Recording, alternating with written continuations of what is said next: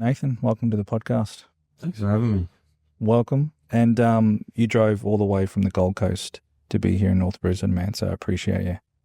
Welcome. Let's start with name, where you're from, and where you grew up.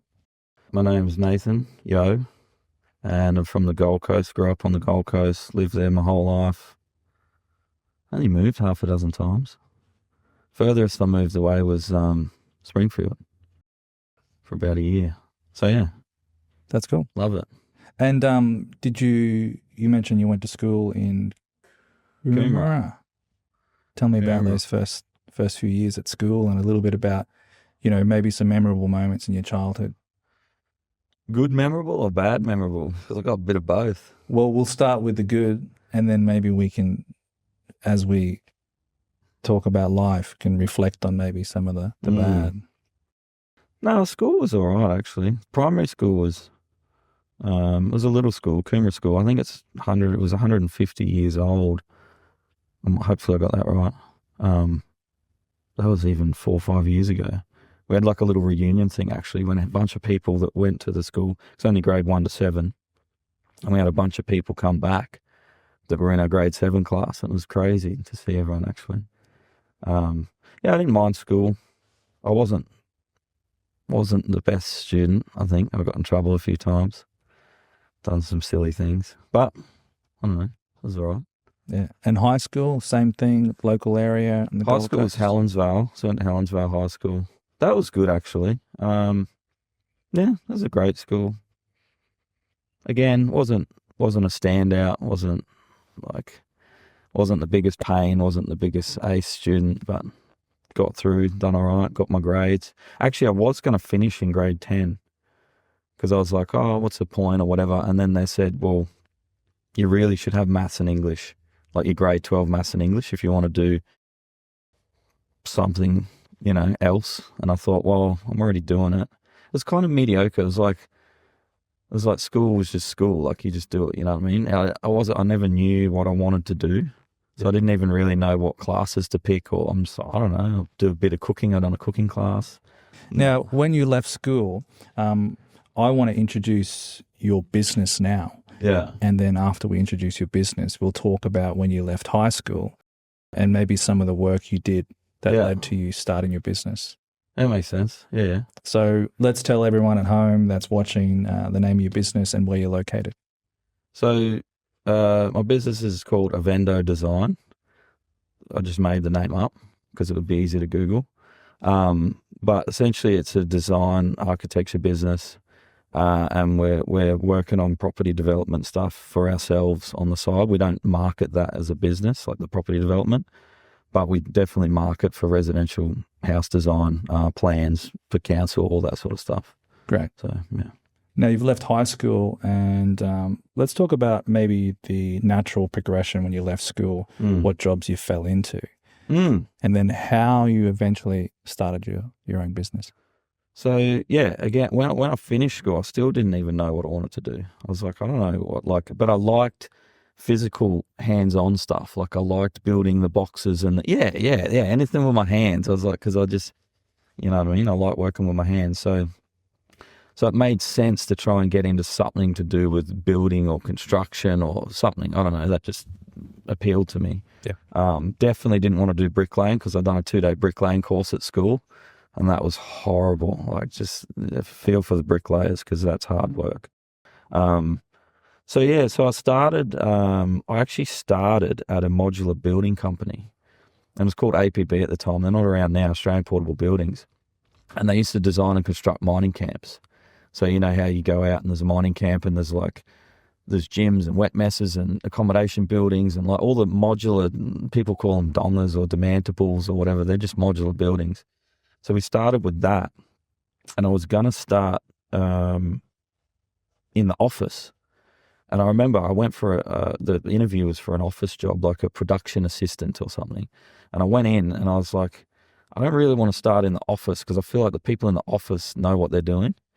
And the people on the floor, like they run the floor.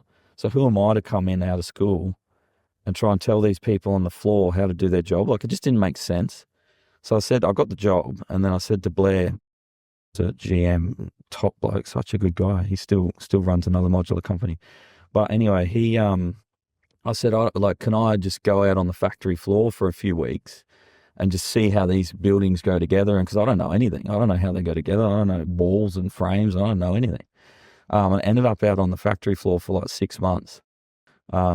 Because it was good. It was just learning and seeing everything, and like on visual. So I was sitting and I'm like, oh, that's how that goes together. And you actually put screws in the walls, and like plumbing is like pipe work, and the electrical goes after the wall. Like just, understand how it's all put together.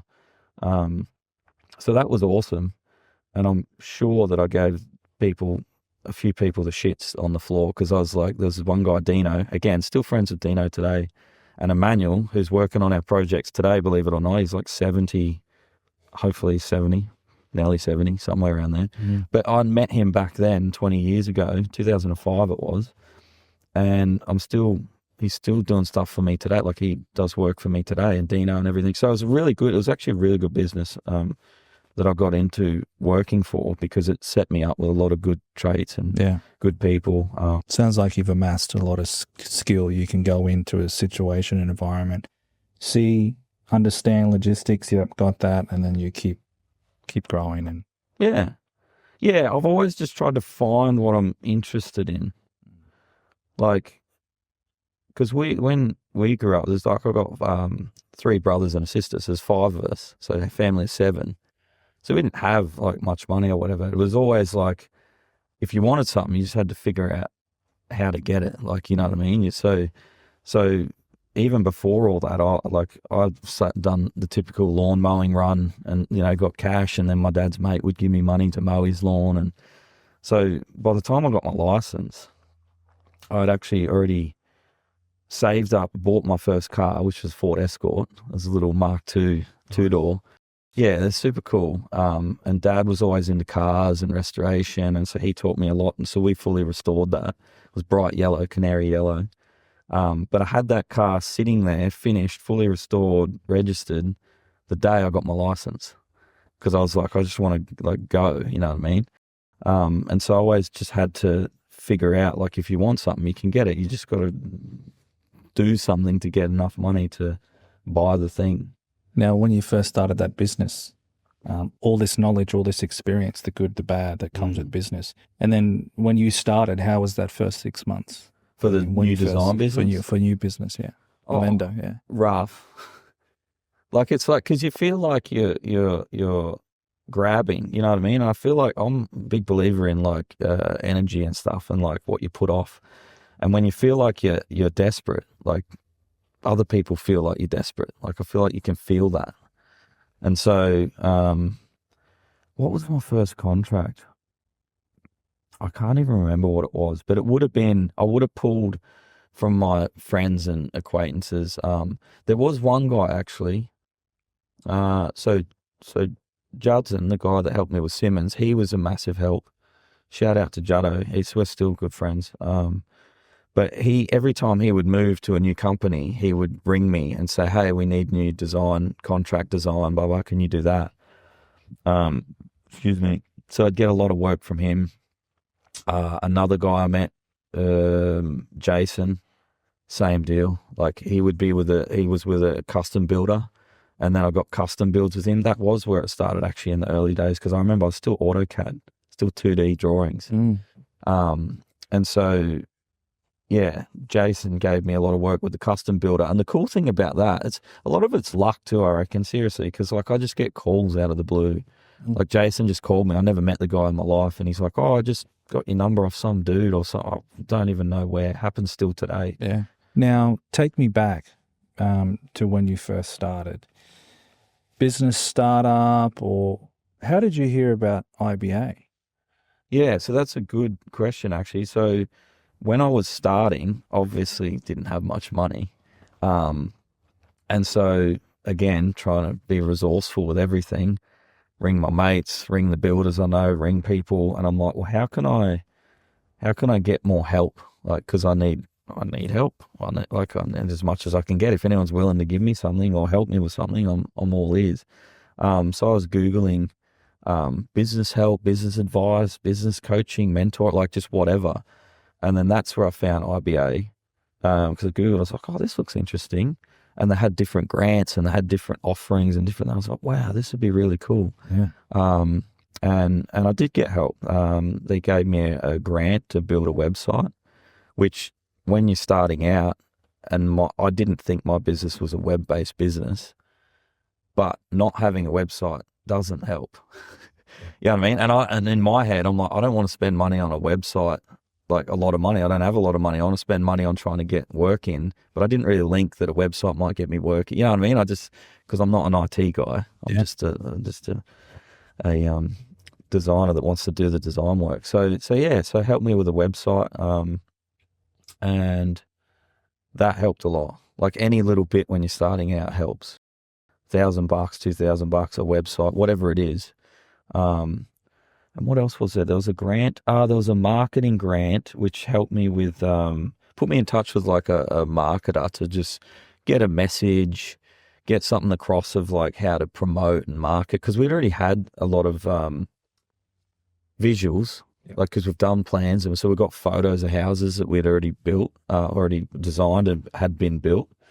So we had some stuff to market and some stuff to put on a website. Yeah. But it was basically a trust builder to have our details out there and have something out there and go, look, we're open for business. And just to be clear too, it was past the 12 months of the 12 or 24, whatever it was. I'm sure it was 12, but it was past the contract thing when I started that. So, and how was that? How was that process when you first made that call, that first point of contact? You were maybe on the website, you saw services and you went, hey, I'm going to give them a call. How did that go? It was good. It was nerve-wracking because I think, like, I've never liked to ask for things. Like, I've always just been like, if I want something, I'll figure it out. Like, even with my parents, like, if I had to ask them for something, like, you know, pick me up from surfers or something when I'm young because I'm whatever, or like, I don't know. I've always been weird about asking for stuff. So it was hard, to be honest.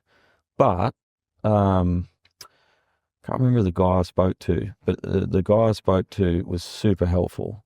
Like, and it felt more casual of like, how can we help? Like, because I thought I'm going in, you know, when you go for a job interview and you're like, oh, I've got to be polished and I've got to be all, you know, spiff and spam. And like, it felt like that. But then when I called and they're like, oh, what can we assist with? Is there anything we can help with? Like, what are you looking to do? Are you trying to grow? Are you trying to do? And it was like, it was almost like, felt like I got like coaching. Wow. Because it was like, it wasn't just like, what do you want? Like, oh yeah, we can do it. Or it wasn't like that. It was like, well, what are you trying to do? Like, oh, I've got this new business. I'm trying to grow. I don't have much money. Okay, would a website help? Would this help? Would some marketing help? I don't know. What would help you? Like, it was very immersive. So, yeah, it was super cool, actually. Yeah, super handy. Yeah. Helpful as. And that would have alleviated those nerves. And then sort of from there was there, you know, just some back and forth, bit of paperwork, online system. So for anyone out there that might be in that similar position, that process after those phone calls, how did that roll out? And the ongoing support? Yeah, I'd say super supportive. I'd say just ring. Like, my thing now, like, I'll ring anyone because I like whatever. Like, what's the worst they can say? They're going to yell at you. Like, these guys aren't going to yell at you. But like, I would say just ring and tell the truth. If you don't know what you're looking for or what you're doing, just ask. Because like, there's things that they offered me that I was like, oh wow, I didn't know that was a thing. Like, I didn't know you guys did the marketing thing. I didn't know that they did marketing. So I think it's more just like, be curious and be like, oh, I'm trying to do this thing. Because I feel like I'm the same with other people that want help off me now. I feel like anyone that's asking for help, if you can help, you want to help. Like, you know what I mean? There's some people that want to keep everything to themselves. And there's other people that like, oh yeah, I've done this thing and like, I can show you how to do it. Like, I can help you with it. So it was very much like that, where it's like, what else do you need assistance with? Is there anything else we can do? And there was follow-ups. There was, we went a lot back and forth with who to use for the website. There was different ideas and they had some different offerings, and I looked at work they'd done and going, oh, that doesn't really suit me, but this looks pretty cool. I think we can do something with this. So yeah, and the support, I'm going to support, they'll reach out. They'll say, how's it going? Did you need anything else? Have you had success with the website? Do you need to tweak it? Do you need anything else? And I'll ring too, sometimes out of the blue, and just be like, is there anything else you got going? Like, what other things have you got happening? So yeah. So just building that relationship and knowing that they're there to just to offer advice as well and follow up support. Yeah. Yeah. And the people they connected me with as well, one of the guys, I still get his emails now, one of the marketing guys, but him in himself was helpful. So like, that's why I say when like, you don't know what you're getting into when you go into something. Yeah. So that's why like, I just kind of go into stuff. Well, you got to have a bit of like idea of like, okay, like I'm not going to go learn about culinary arts and hospitality because that's not my thing. But like you say, you got to have a bit of a channel. Of course. But I've time and time I've learned like you go into something and then you meet someone and then you meet someone from that someone and then like I've got so many people like that now where I'm like, where did I even meet that guy? And it's just opened up all these doors and you're just like, oh wow, that's right, that guy was from that meetup I went to that night and that I went to the meetup because I met a guy and he said this and it like it's so bizarre. And just make that call, I guess. Yeah, just make that call. Just ring them. Yeah. What's the worst that can happen? That's right. They help you. Yeah. That's pretty cool. Yeah. Now, business. Let's talk about what is the best part about owning your own business. For me, it's changed over the years, actually, to be honest. Because at the start, it was just like, I just don't want to wake up at 7 o'clock and get in the car and go drive somewhere and sit in an office. And so it was more selfish. Like it was more just like, I can do what I want.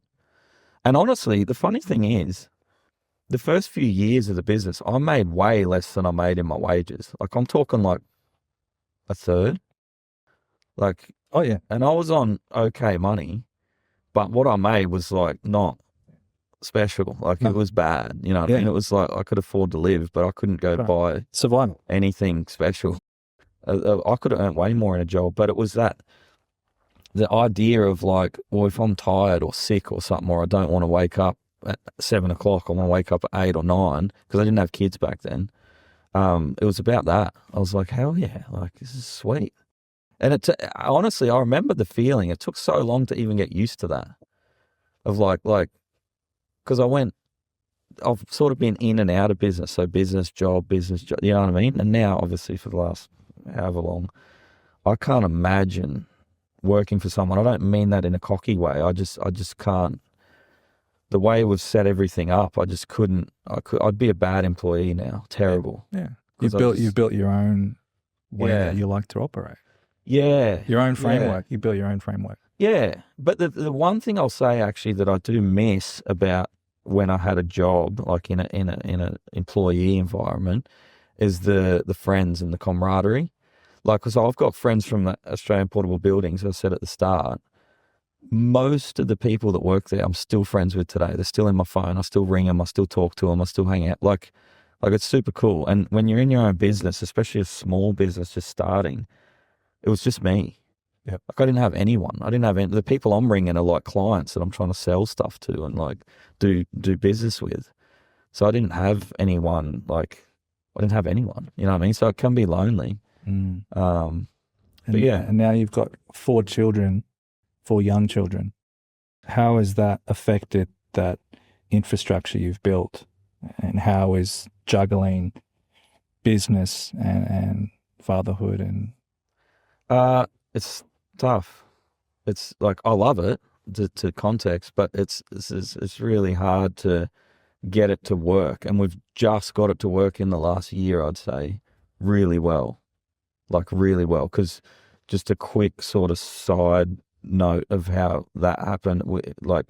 So I was married, so I had a girlfriend, we got married, we had 2 kids, 7, 6 now, and then that sort of broke apart. We just grew apart. I won't get into it too much, but we just kind of grew apart. We just had different values to it. At the start, it was very much the same. Yes. And I feel like if you can change if you go in the same direction, but if you're going in different directions, you become different people.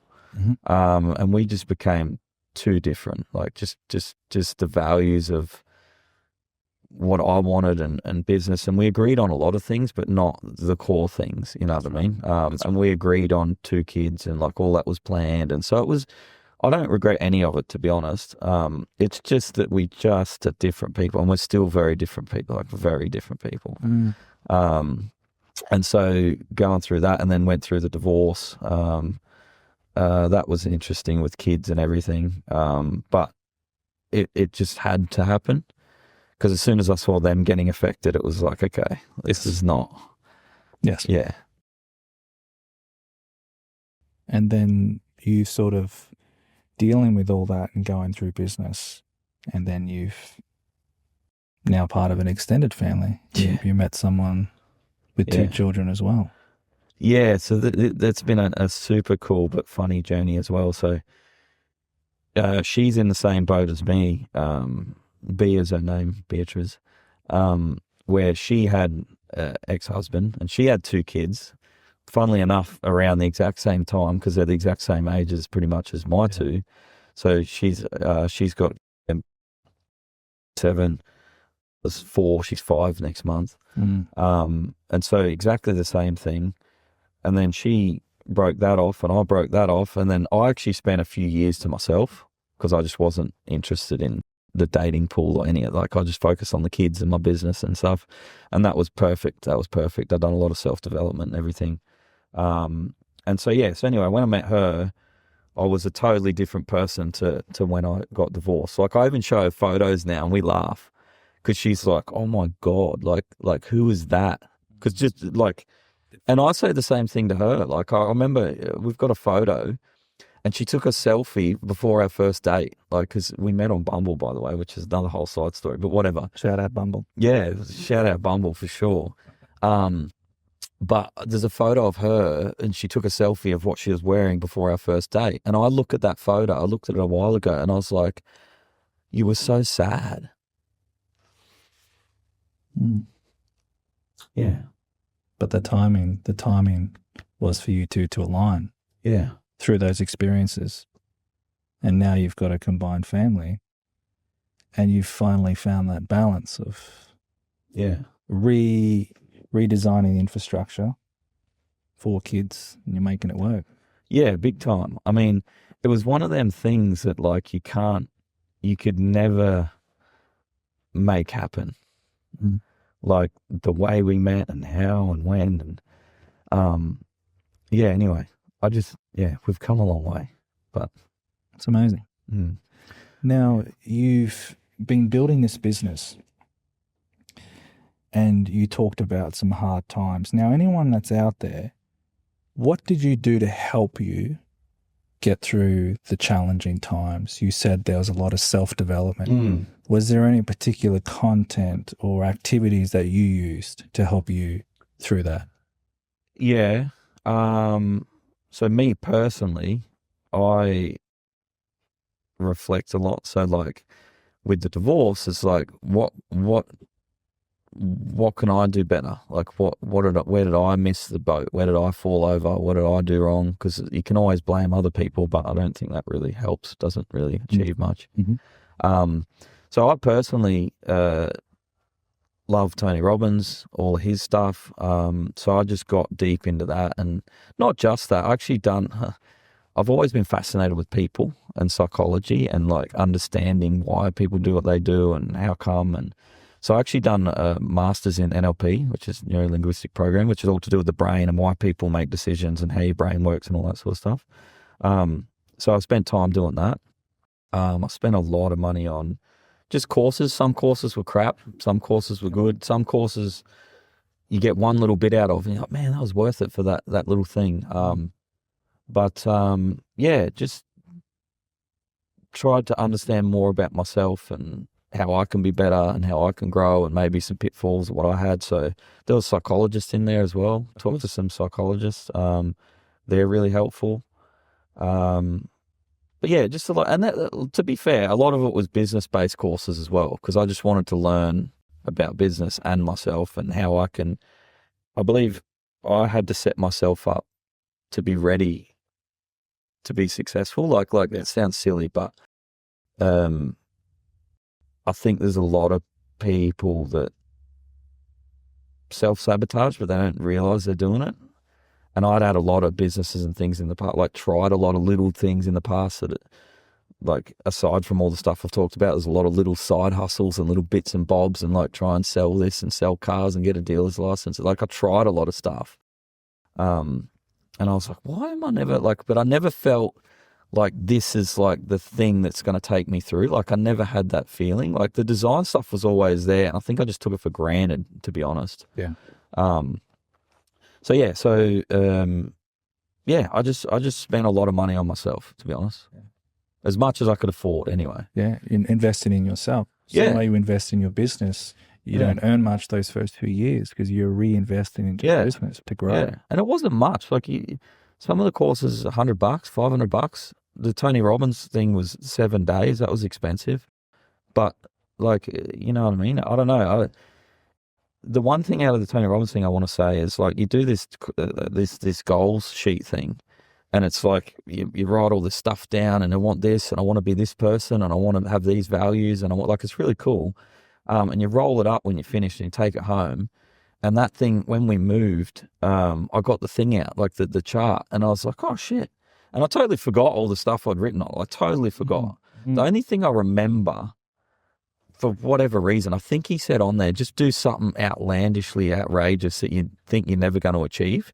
And so I had on there that I want to buy a helicopter. I don't even know why. I didn't even like I don't know. It was just whatever. For whatever reason, I wrote that. Why not? And but anyway, I was looking over this thing, and it was all coloured and everything, and everything on there was done. Like, no shit, this would have been a few years after the thing, like, because I forgot. The only thing, the helicopter. I didn't have the helicopter. But then I was looking at it, I'm like, why did I even write that? Like, that's such a weird thing. But then that year, and this is just me stretching to, like, say that I accomplished something, but that year, for whatever reason, I didn't tell anyone about the thing.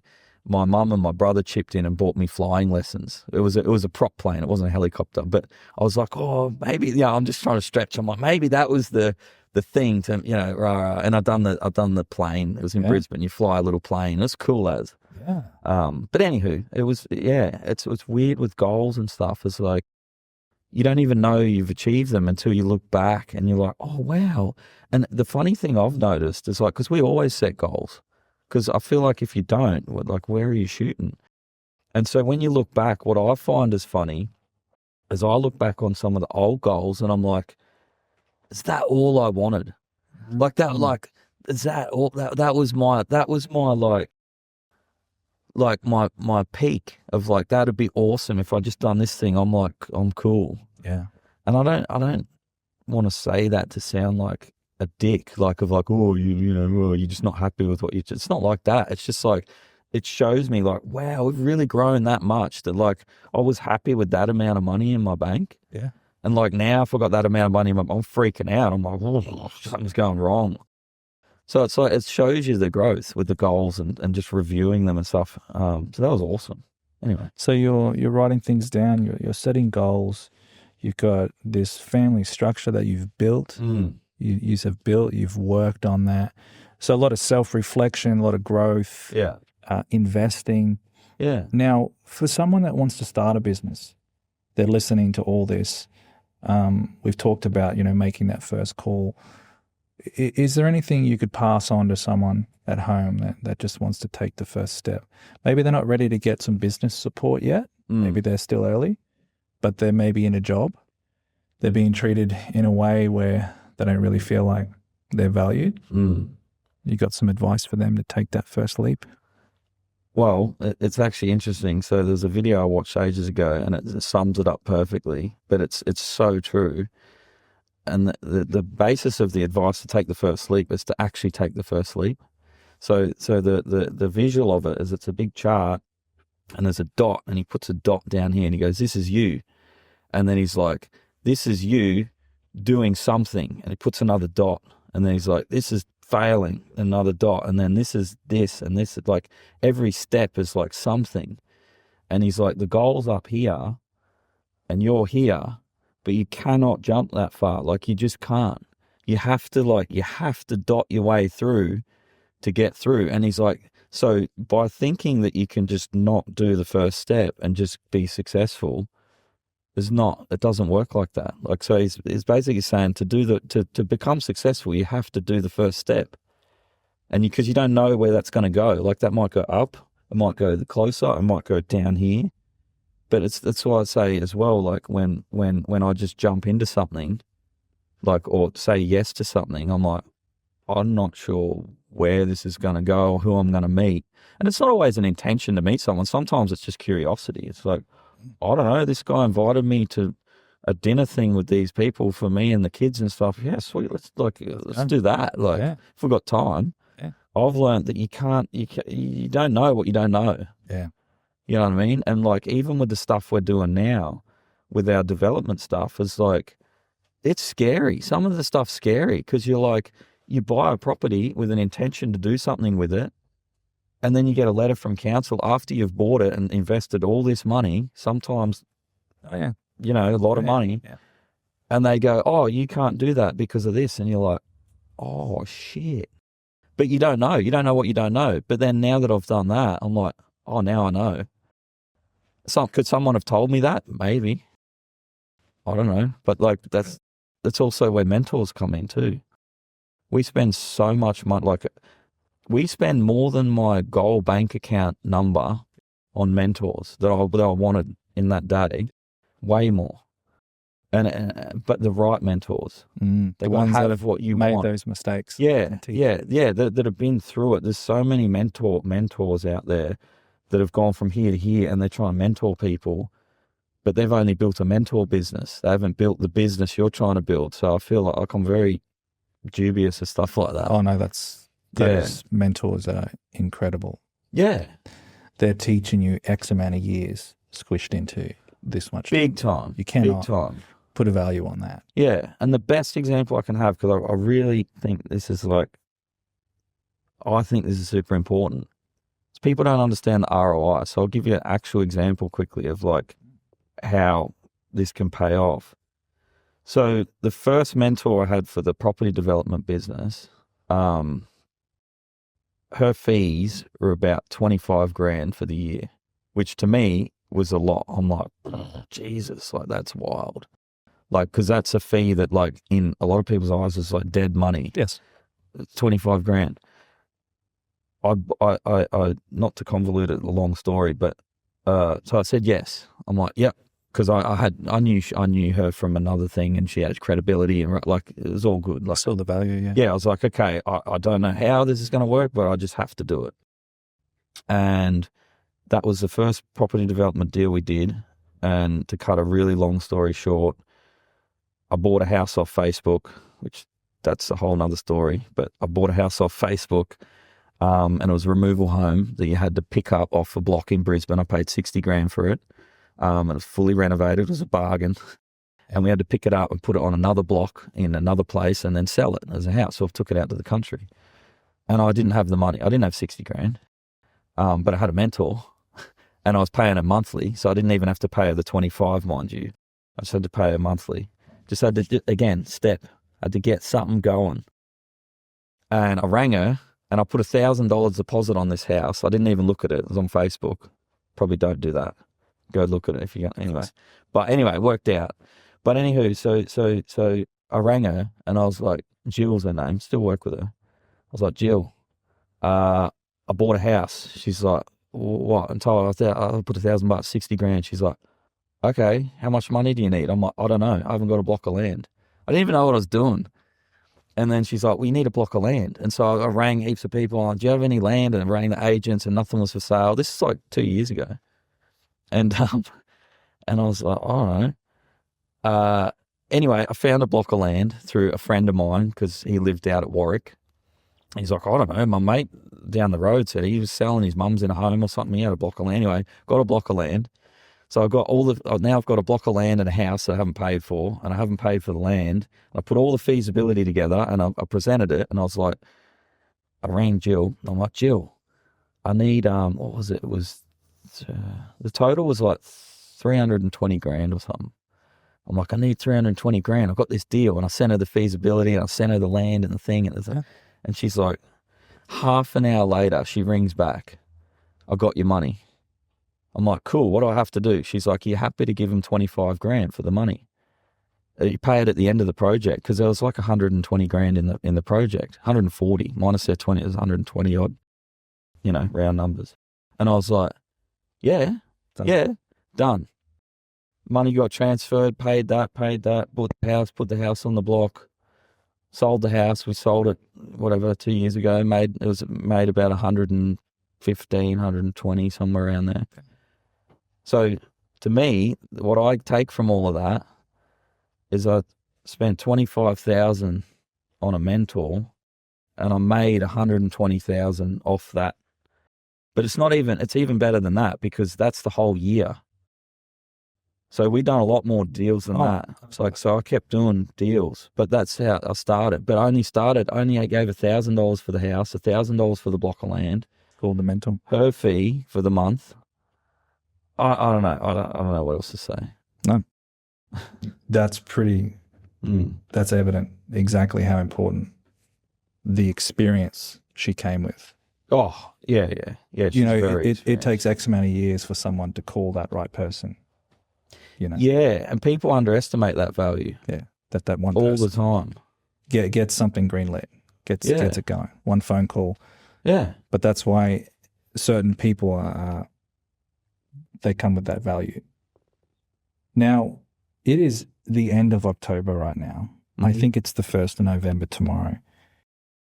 I think so, something like that. It's Movember, Men's Mental Health Month. I just want to bring some awareness to that month and how important it is for men to share, to talk about harder times, counseling, all these things that we do. For someone out there that might be going through a tough time, they could be going through a divorce. How important is it to reach out, to access, to speak about what we go through? Because business is tough. There's ups and downs.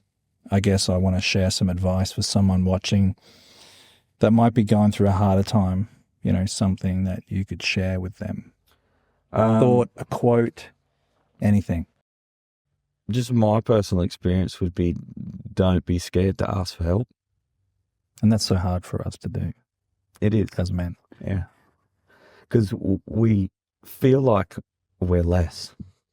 Yes. But it's not. I get emotional just because I've been through a lot. Yeah. And it is hard. But I've got people that I can talk to. And it's grateful tears. I'm not sad. I'm just happy that I've built people around me that can support and help. I think it's really just finding people, even if you feel uncomfortable with talking to your family or whatever, talk to outside people, because there's so many people that you can talk to that understand and get it. But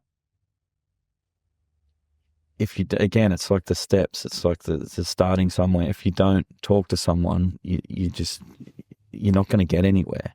You're not going to fix anything or help anything. And keeping stuff to yourself just bottles it up in yourself, and then you maybe become a person that you're not necessarily who you want to be, because you treat people in a different way because you're feeling bad.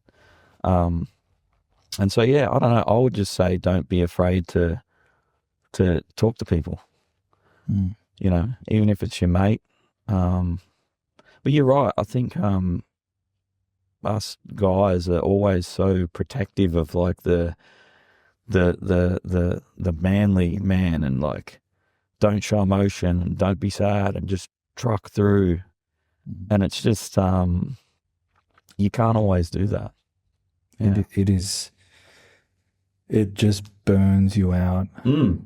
It's exhausting. There's a fear of rejection of asking for help.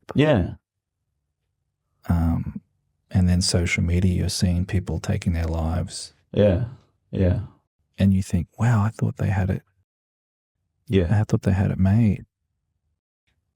But it's important, I think you said that word, self-development, to start to look in and be courageous and ask for help. Even hey, brother, look, this isn't about work. I just need someone to talk to because I've had a, that's important. Yeah, 100%. And that's why it hits me, is because it's close.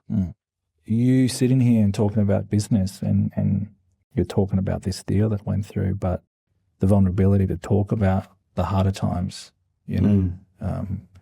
I think that's the space of what this whole podcast, regardless of who sees it, is.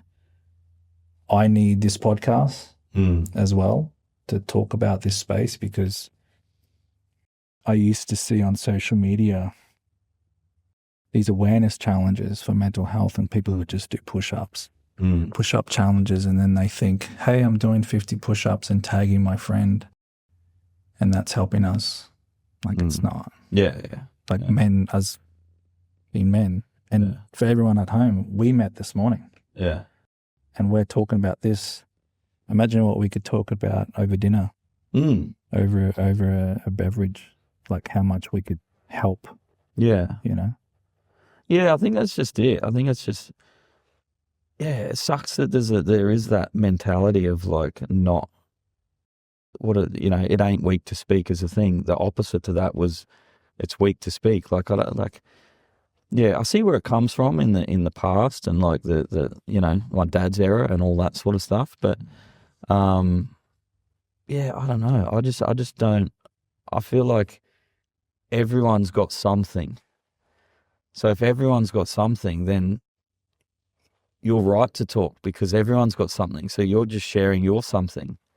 Why is that bad? It's been really good. I've got a few close friends that have helped me through all the hard times. And we still talk all the time. But yeah, I don't know, even just talking it out as guys, it's like the talking it out bit is often enough to just be like, oh, I feel a bit better now. Just less weight, Yeah. And I think it's really brave, because I'm the same. I'm trying to have conversations that I usually wouldn't have in my 20s and early 30s, and I'm strong and I don't need help. And then my business actually started to change when I actually reached out for help. I reached out and I just laid it all out. And I said, man, I'm actually not good. Yeah. I'm not good. I'm not good at all. Yeah. This is what's happening. And then that just caused a shift. And then everything that I've always wanted is slowly starting to fall into place. It's still tough. There's still days, but... Yeah. And I think as well that like the thing I've noticed from having gone through divorce and kids and then having a new partner is it's like the same old thing of you don't know what you don't know. But like to now have the context of like, oh, that's not how you're supposed to be treated. Because for some people, they're in a situation and they think it's normal. So like they think that, well, I'm not going to speak up about this because like everyone deals with this or whatever. But it's like even questions like that, like I would run by my mate, like, oh, this is happening. Like, have you experienced this or whatever? Like in the bad times, you know what I mean? It's like, oh no, that's cool or not cool. But now with the context of like what a partner looks like that is on the same page, that is super supportive, that is over supportive of everything in the best way possible, you're like, oh, right. So that's what it looks like. Like, because again, you don't know what you don't know. So, and it's hard to give up a whole family unit thinking that like, is this the right thing or the wrong thing? Or is this good or bad? Or I don't even know what I'm doing. But then when you get to the other side, you're like, oh, wow. Like, how was I even dealing with, like, how was I putting up with that? And like, I thought that was normal, and you know what I mean? So it's like, yeah, it's ticking along to get through, but you had to go through those steps, like you said. Exactly. You literally had to go through every single step. You have to. Yeah, that's why I'm grateful for everything. Like even all the bad times, I'm like, oh, that's awesome, because that gives me context. It's funny, the other day, Bea and I were talking, and it was like, oh, this, something happens in a deal or this thing, or we lost that on this deal, or this costs more or that costs more. And it's like, oh, that sucks. And I'm like, babe, you don't understand. Like, we have to have the lows to get the ups to realize like what an up feels like. Because if you just have the lows and you don't know what anything feels like, if you just have the highs, like you have to have both to be like, oh yeah, I'm having a good day now. Like I'm having a good week. Or like you said, yeah, I'm not that good this week. I feel pretty shit because of all this stuff that's happened. But even sometimes just saying that, you're like, yeah, I feel shit. And then you're like, huh, okay. I feel shit. Let's not live there. But like, oh, I feel shit. Acknowledge it. Like, yeah. Even the other day, it was funny. My sister's girlfriend, I rocked up because he had a bad day with his diabetes. And I rolled up. She's like, how's your day? And I'm like, pretty shit. Like, just that's what it was. And then it usually opens up to you like, yeah, actually my day was pretty shit too. Instead of, yeah, it's all right. Yeah. And then it's surface stuff. Yeah. But not to grovel in it either. Not to like, feel sorry for yourself. But to me, it's more honesty. Acknowledgement. It's more acknowledgement, honesty, like, yeah. And then on a good day, I'm not afraid to say it's a good day either, just for context. It's like, dude, we just sold this thing and we made like way more than like freaking stoked, man.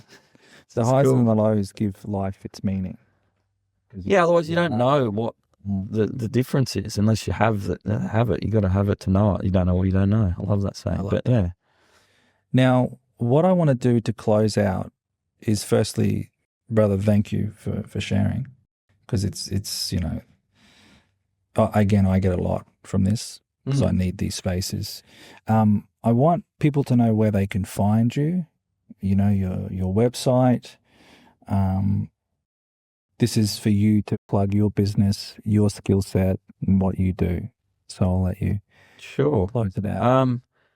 Socials are a funny one. I don't use Facebook personally. I have a couple of guys that work for me and they do all my Facebook and Instagram and all that sort of stuff. But luckily they're good enough to pass on if someone reaches out through Instagram or whatever. But the design business is called Avendo Design, Avendo, just as it sounds.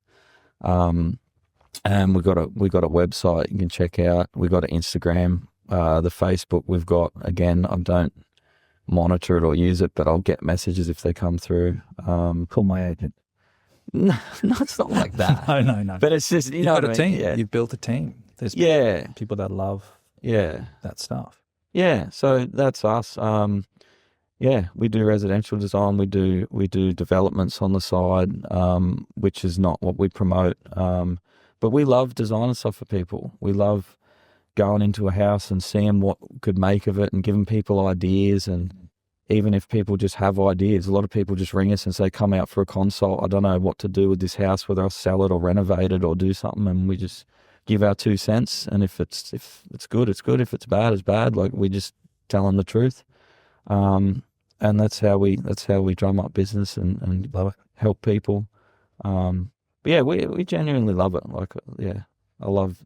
The best feeling I get is when someone has an idea and then you give them something that is their idea or maybe more than their idea or whatever it is, but then they build it and it's finished, because they'll always send me pictures. Oh, here's how the thing's going. And I love it. I'm like, oh, that's awesome. I love that. Send me more pictures. And they'll ring me when it's finished to come walk through their house with them. And like, I love that. I really, really enjoy that. Like, because you can see how excited they are about their new space and that, like, the things they can do with their kids. And, oh, we've got this yard now and we've got this thing, the pergola, even if it's a pool or a pergola or a carport and everyone can park, or a new house, or, I really like it. So I love seeing people's, because it's their dreams.